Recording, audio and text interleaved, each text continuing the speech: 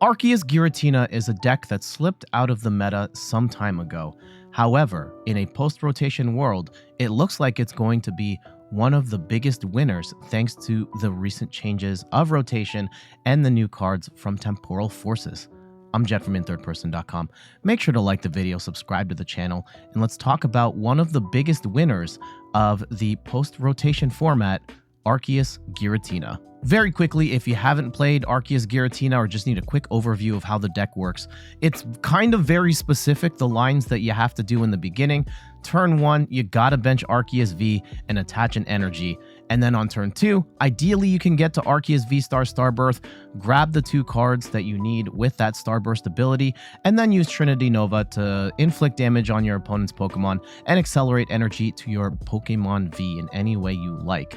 And then from there, it opens up a little more, but the big strategy is you are just going to smash things really hard with Giratina, with Iron Leaves, and sometimes Arceus VSTAR as well. And Maximum Belt changes this deck dramatically, making every attacker in this deck a one-shot threat on multi-prize Pokemon. And the million-dollar question of does it survive rotation? Not only does it survive, it thrives. Arceus Giratina is a deck that is not in the current meta, and it jumps all the way up to being a top 5 deck in the game. Shoutouts to Omnipoke for compiling this tier list based on tournament results. In Japan, it sits squarely in A tier in this list, just behind the 2 variants of Charizard, as well as the Chen Pao deck. So up there in elite company from a deck that was pretty much languishing in our current pre-rotation format. Here's another tier list from Japan. I believe this one, well, I know it's from Pokeka Book, shoutouts to them, but I think this is based on the meta share. And we see that it slips a little bit. Lugia has been on the rise. We're going to talk about that in a future video. It might be the one I record right after this one, but it is still an A-tier deck just behind Charizard, Chien-Pao, and Lugia. The biggest change to Arceus Giratina is the inclusion of Maximum Belt. It's an A-spec card. You can only have one of these in your deck, but it dramatically changes the breakpoints on Giratina and Arceus's attacks. Giratina VSTAR goes from hitting 280 damage to 330 damage on EX Pokemon, allowing it to one-shot Charizard EXs. And then when it's equipped on Arceus VSTAR, you can make it so it's hitting between 230 to 250 damage, making it able to one-shot basic EXs and basic Vs. So regardless of where you put that belt, this deck is a multi-prize nightmare. Iron Leaves gives this deck a reliable dark counter, so in matches like Charizard and Roaring Moon, you can just bring in Iron Leaves and just one-shot a Charizard or Roaring Moon, no problem. We do have the new Mist Energy, which prevents your Pokemon from being affected by effects of attacks, so things like Star Requiem or Lost Mine or Frenzied Gouging, they can't just erase one of your big bulky attackers if they've got Mist Energy in play. And then some of the other factors that are here, some negatives, we have lost Path to the Peak, and Giratina VSTAR Arceus was a big fan of Path to the Peak, and we kind of lose that, which is kind of unfortunate. But then we also, Giratina is kind of an awkward attacker because of the fact that it has to send 2 energy to the Lost Zone. There are times where you kind of don't want to waste that energy just knocking out a Cramorant or something. So it can be a little awkward at times if you've got the wrong attacker for the wrong situation. But overall, the inclusion of Maximum Belt just makes this such a good deck. Just a quick glance at the losses. We are losing Path to the Peak, which we've already mentioned. We are losing Escape Rope, which isn't the end of the world because we weren't really switching too much anyway. We are losing Raihan, which was something like a fallback plan for this deck, where if Arceus couldn't get that attached turn 1, you can get some energy into the discard pile, and then when something gets knocked out, you can reattach that energy. Not many Arceus Giratina decks were even playing this one as much anymore, so it's not that big of a loss. And we are losing Dunsparce, so Arceus cannot hide or get rid of its fighting weakness, which is a little bit unfortunate. The cards it gains, though, are absolutely massive, including a new attacker, a new energy, and 2 potential choices of A-specs. Iron Leaves EX has the awesome ability, once during your turn, when you play this Pokemon from your hand onto your bench, you may switch this Pokemon with your active Pokemon, and if you do, you may move any number of energy from your bench Pokemon to this bench Pokemon. End this attack, Prismatic Edge, with 2 grass and a colorless, does 180 damage, and during your next turn, this Pokemon can't attack. Now, the awkward part about this as an attacker is that you cannot charge this with Arceus. You're going to have to charge this to another Arceus or a Giratina, and then you got to make sure you attach 2 grass energy to another Pokemon so that when Iron Leaves does its thing and moves into the active, that you can properly power up this attack. It's 180 damage, which is decent in general, but against multi-prize dark Pokemon like a Charizard or a Roaring Moon,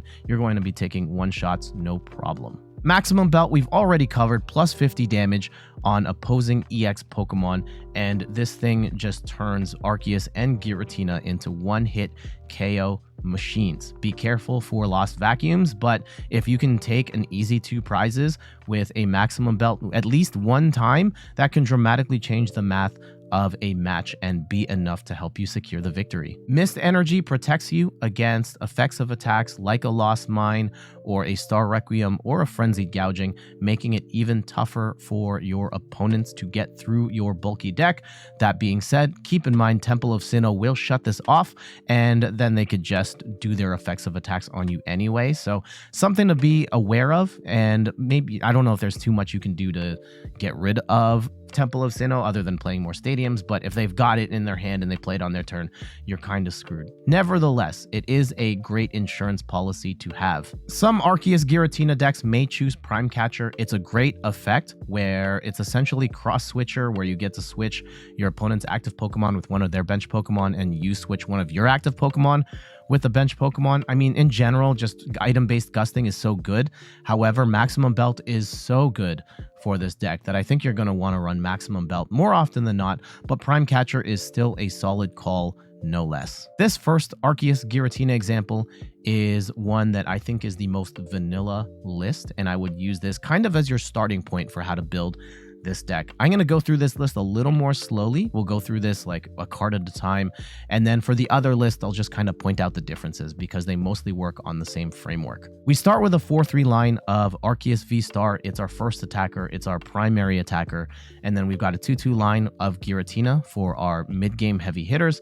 We've got a 1 copy of Iron Leaves as our 1 of tech for those dark matchups. 2-2 line of Beebrel to help us draw cards, and then the 1 Squovit, which lets us shuffle our hand into our deck, draw 1 card. You'll want to do this one first, and then use Beebrel to draw another 4 cards. Really nice way of refreshing our hand. 4 copies of Ultra Ball, 4 Nest Ball, and even 2 copies of Capturing Aroma, just to get a couple of more Pokemon searches in there. 2 copies of Switch. This would have been 1 Switch, 1 Escape Rope, but because the Escape Rope is gone, another Switch is fine. 1 copy of Super Rod to get basic Pokemon, well, basic energies and Pokemon, regardless of basic or evolution, back into our deck. 1 copy of Lost Vacuum to get any sort of pesky tools or stadiums out of the way. In particular, certain damage modifiers like a Hero's Cape could be a problem, so Vacuum can get that stuff out of here. Of course, the Maximum Belt, the hero of this deck, being able to give you plus 50 damage on EX Pokemon is going to make Giratina and Arceus way more dangerous. Lots of hand disruption in this deck, even though we don't have the Pass to the Peak anymore. Stuff like Iono and Judge are still going to be incredibly helpful. We do see 1 copy of Professor's Research here. I think you probably could do a little more now that the Path to the Peak factor is gone, but I still think that the heavy hand disruption is a nice way to go about it. 2 copies of Sharon's Care. This lets you grab any damaged colorless Pokemon and put it back into your hand with all the cards attached as well. So this can be a great way of healing off your Arceuses while also conserving the energy base. And then like you just take an Arceus off the board, put that Arceus VSTAR on another Arceus V instead, and you just keep rolling, and could be a way of conserving your Maximum Belt as well, where you use it on the early game with Arceus, take that off, and then slap it onto Giratina instead. Very cool tech. 3 copies of Boss's Orders for Gusting, 2 copies of the Pokemon League Headquarters, and this is to prevent Pokemon or basic Pokemon from attacking as easily. They have to attach an extra energy. Now keep in mind that this actually makes Iron Leaves attack harder as well, so make sure you don't have the Stadium out while you have your Iron Leaves ready to attack. And then for energy splits, 4 copies of Double Turbo, 2 copies of Mist Energy to protect 2 attackers, and then 5 Grass and 3 Psychic. This second example is very similar to the one that we saw before. We don't have the Squovit here, but instead we see a wild copy of Relicanth. It's a new card coming out in Temporal Forces. It has the ability Deepen Memories, where each of your evolved Pokemon can use any of its attacks from previous evolutions. You still need the energy to do that attack, but you can do a previous evolution's attacks.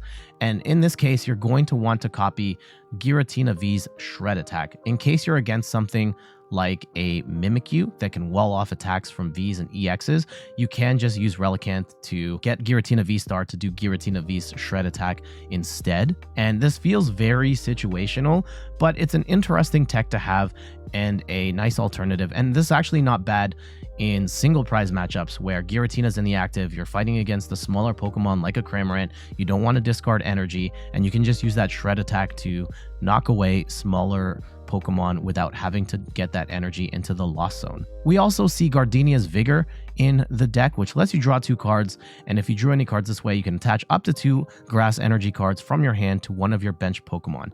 This is a different way of accelerating energy to our Iron Leaves in cases where maybe you don't want to move it into the active right away because the energy's not on board and it's in your hand. It's kind of a situational tech, but I don't hate it here because it's not always going to be an ideal scenario where that grass energy is already attached to your Pokemon and then you can move Iron Leaves in. So I do like it as a plan B. Example 3 has Radiant Gardevoir in it, which is a Pokemon we haven't seen in some time. I do get its inclusion here. It lets you take 20 less damage from attacks from your opposing Pokemon V, so something like a Giratina VSTAR cannot one-shot Arceus or Giratina with Radiant Gardevoir in play. It's very nice. It feels kind of situational with V Pokemon not being as popular, but if Arceus Giratina is going to be one of the best decks in the game and you're worried about getting loss impacted, then this is a good tech to include. Example 4 includes a 1/1 Vulpix VSTAR, and this is a very cool tech where this attack is going to be a lot better post-rotation. It does 160 damage, ignores the effects of your opponent's Pokemon's abilities, so you can just shred through stuff like Mimikyu, and also, during your next turn, Vulpix cannot get hit by Pokemon that have an ability. Charizard EX can't hit you, Chien-Pao can't hit you, Arceus VSTAR can't hit you, and there are a lot of Pokemon that Vulpix VSTAR just walls off. Now, you can negate this effect by gusting around it, whether it's Boss's Orders or Prime Catcher, but without Escape Rope in the game and having to burn either a supporter or a Prime Catcher, it's actually harder to get around this effect. And without Path to the Peak, it's really, really hard to get around this effect. So Vulpix VSTAR can be a very cool defensive option. Example 5 features Cramorant, which is a little bit odd because we normally see Cramorant in Lost Zone decks. This isn't a Lost Zone deck per se, but it does interact with the Lost Zone. We have 4 copies of Colress's Experiment here. We have Lost Vacuum to get cards into the Lost Zone. Giratina's attack, Lost Impact, gets cards into the Lost Zone as well. So at some point in the middle of the game, you can use Cramorant, Spin Innocently attack for free, giving you some extra chip damage, possibly taking out single prize Pokemon without having to send energy into the Lost Zone with Giratina or anything like that, helping you skew the prize race. And it also works as a good endgame attacker because if you can get to a point where your opponent's taken 5 prizes, you can actually use the Crisis Punch, where Cramorant can use this attack for free because of its Lost Provisions ability, and for 3 colorless energy does 280 damage.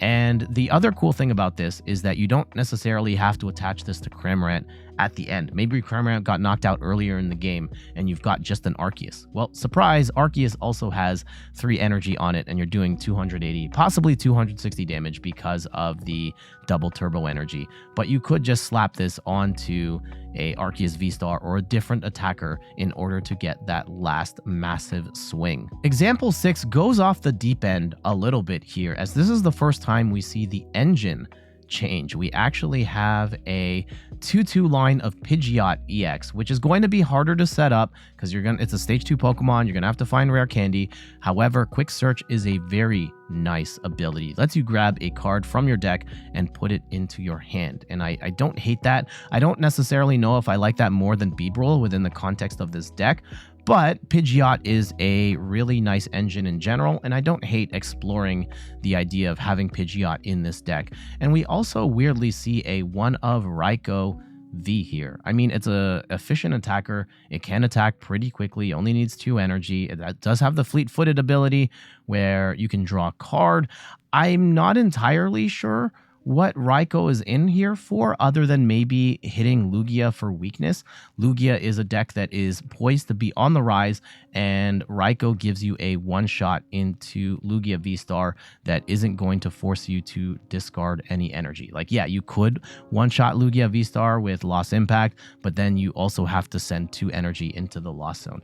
Otherwise, I'm not really sure why Raikou is in this list. This last example includes a couple new Pokemon and a couple new trainer cards that we have not seen yet, including Radiant Charizard, where its Excited Heart ability makes its Combustion Blast attack cheaper based on the number of prizes your opponent has taken. So if they've taken 4 prizes, you get to remove the 4 colorless energy cost off of Combustion Blast, and you can attack for 1 fire energy for 250 damage, which is a massive amount of damage for only 1 energy. Gives you a great single prize attacker in the late game, and it gets even better when you attach Choice Belt to it, where you're doing plus 30 on Pokemon V, giving you 280 damage against the likes of Arceus VSTAR and Giratina VSTAR, and that's a one-hit KO, and giving you a uptrade of trading 2 prizes with a single prizer is awesome. We also see Ditto in the deck with its Transformative Start ability.